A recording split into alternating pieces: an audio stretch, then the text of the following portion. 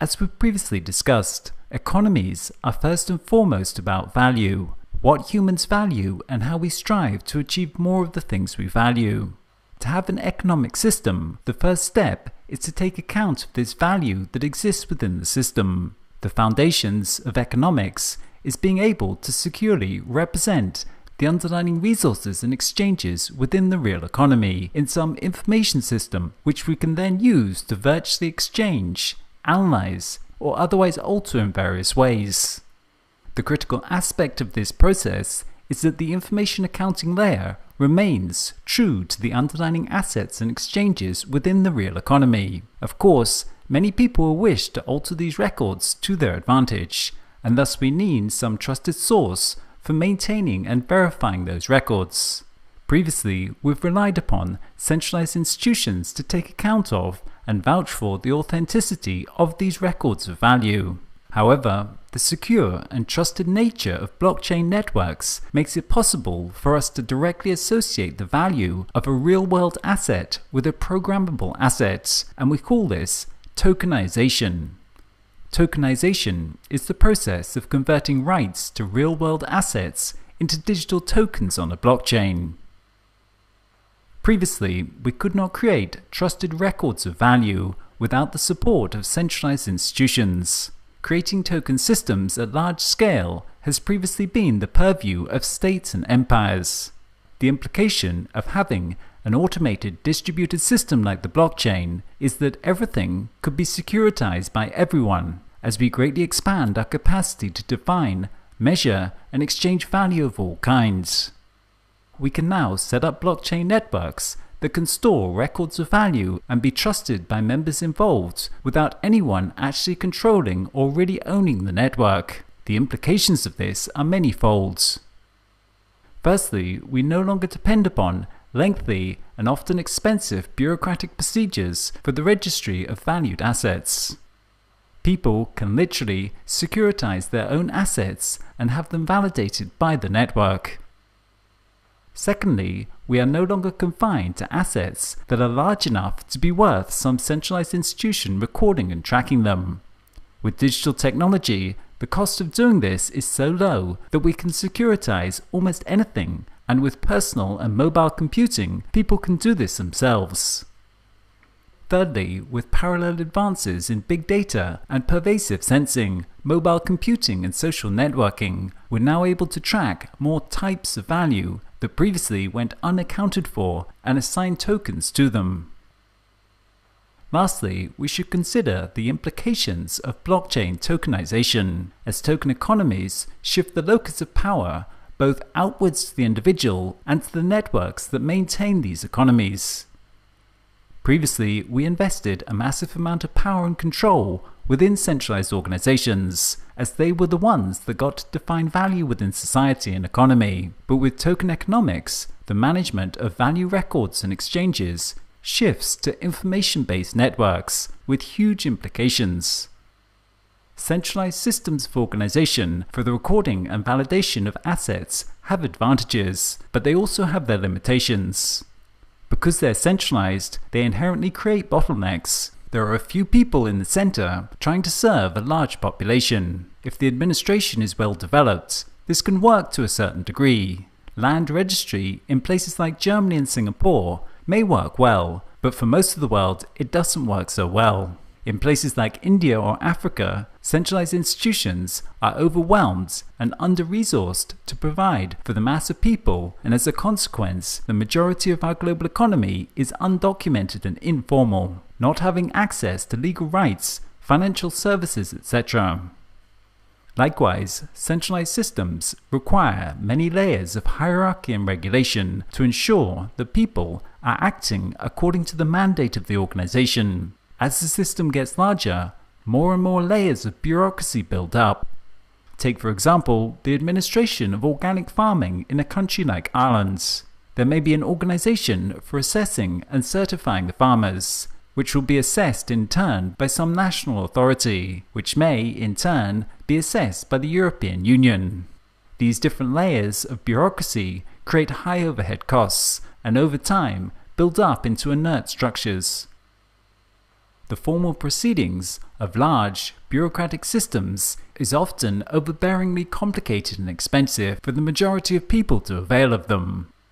For example, if you look at the administration that lies behind trying to issue 100 million shares and all of the different institutions you have to pay to keep shares and register them, to distribute them, keep track of them, and regulate the whole system, it takes an enormous amount of work, effort, and costs.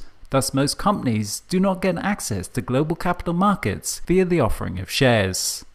With the tokenization of assets, they move onto a digital exchange, where they can be exchanged at a very low cost and in very small increments.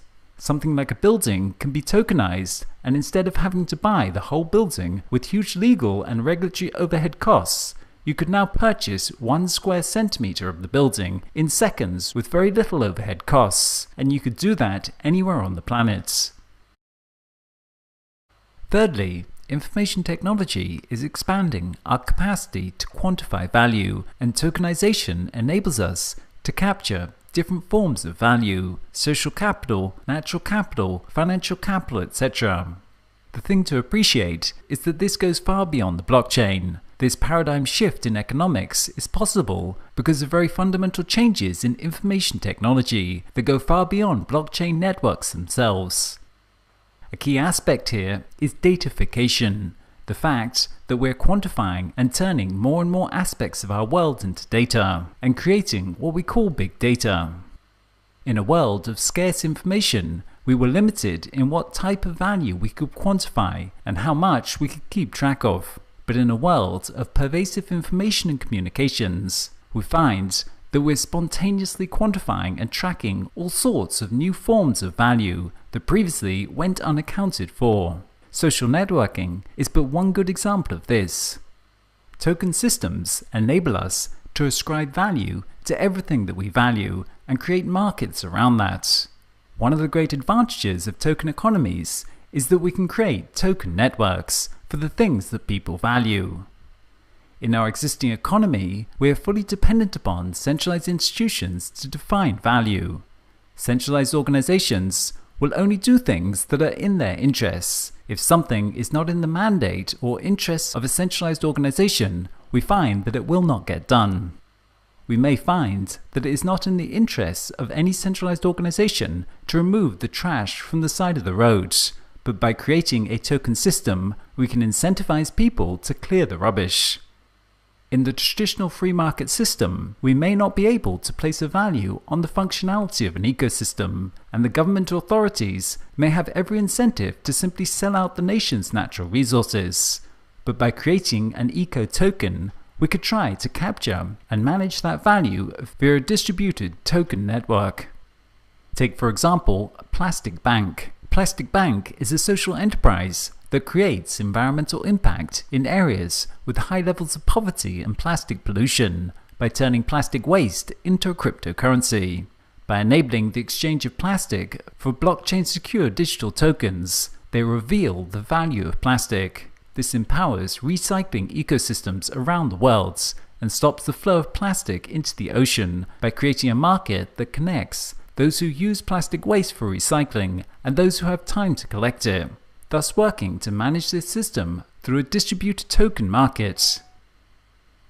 The capacity for communities of people to directly define what they value and create economies around that without depending upon a centralized organization to do that for them is a true revolution.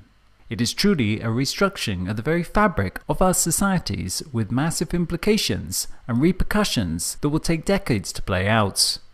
It removes current bottlenecks that have limited the availability of formal economic and financial structures to a small minority of the global population and make it possible to extend the most advanced and sophisticated legal frameworks and market mechanisms to everyone on the planet. It enables us to extend the exchange of value and market mechanisms to very small, high-volume exchanges, such as between machines and computers. It enables communities to define what it is that they value, instead of that being decided, measured and managed by a centralized authority. And as we'll discuss in future modules, it allows us to incorporate a broader spectrum of values into market exchanges. Primavera de Filipe communicates this well when she says, "So everyone has different value systems, and every community or every organization embodies those value systems. But today, we only have one way of actually transferring this value around, and that's through fiat currency.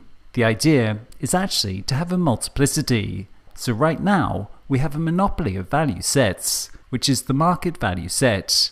And if we can create new values with a new value system, which are basically represented by those tokens on the blockchain, but in fact, what it is the ability for communities to express what they value by transferring tokens.